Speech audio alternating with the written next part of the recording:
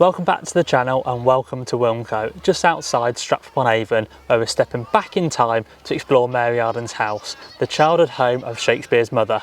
Today we'll uncover what life was like on a working Tudor farm, discover the stories behind this beautiful timber framed house and see how history comes alive here in the heart of Warwickshire.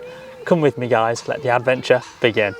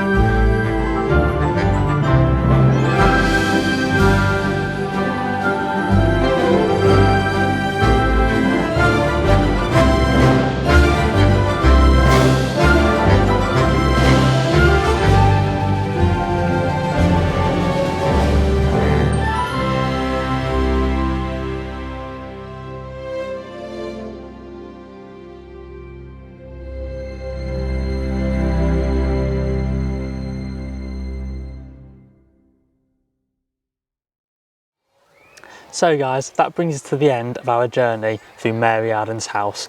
From the rustic farmyard to the Tudor interiors, it's easy to see how the world Shakespeare was born into, shaped by places like this. If you enjoyed this video, please make sure you like, comment and subscribe, and we'll see you on the next adventure.